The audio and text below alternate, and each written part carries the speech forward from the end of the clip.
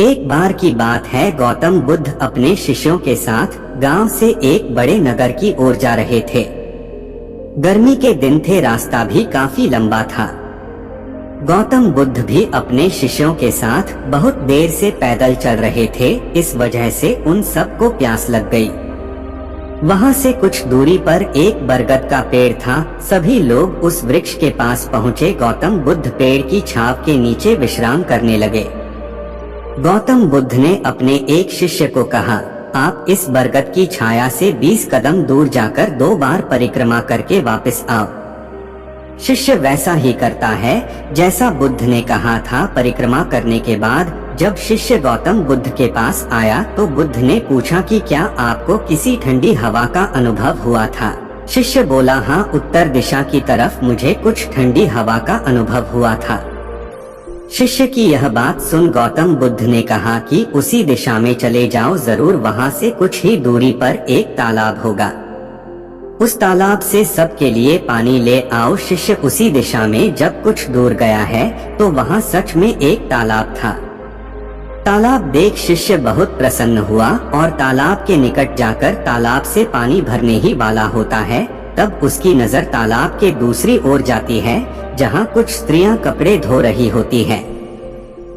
यह देख शिष्य मन ही मन सोचता है कि यह पानी तो गंदा हो गया है, लेकिन जब शिष्य ध्यान से तालाब के पानी को देखता है तो तालाब का कुछ पानी साफ दिखाई देता है। इतने में ही 2 बैलगाड़ी जोर से तालाब के किनारे से होती हुई निकलती है।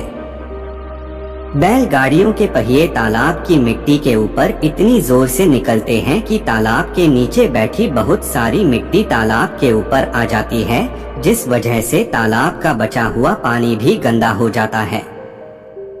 यह देख शिष्य बिना पानी लिए क्रोध में गौतम बुद्ध के पास वापस लौट जाता है। वह बड़े ही निराशा भाव से गौतम बुद्ध को सब बातें बताता है। शिष्य की बातें सुन उनमें से एक शिष्य बोलता है कि हमें तुरंत यहाँ से निकलना चाहिए, किसी दूसरी जगह पानी की खोज करनी चाहिए, नहीं तो प्यास के मारे हमारी जान निकल जाएगी।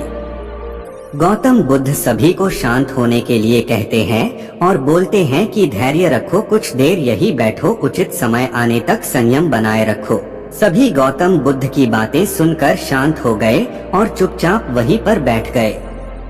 कुछ देर इंतजार करने के बाद गौतम बुद्ध फिर से एक शिष्य को उसी तालाब से पानी लाने के लिए भेजे। शिष्य बिना कोई सवाल किए उसी तालाब से पानी लेने के लिए चला जाता है।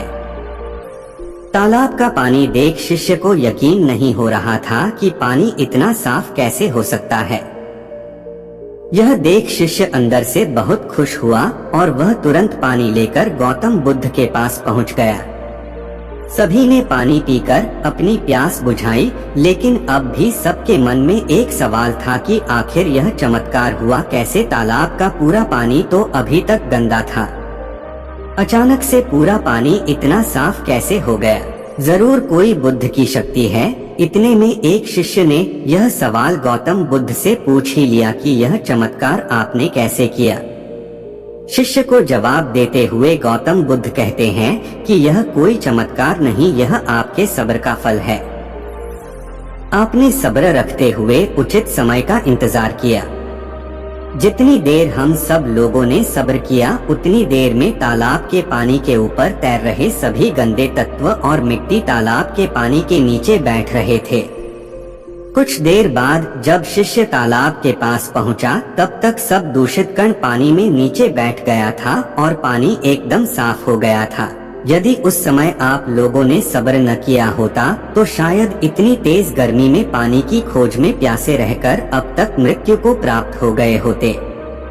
क्योंकि यहाँ से अगला कोई तालाब है या नहीं, और होगा भी तो क्या उसका पानी साफ होगा या नहीं, इन सब कारणों से आप कभी प्यास न बुझा पाते और प्यास से मर जाते।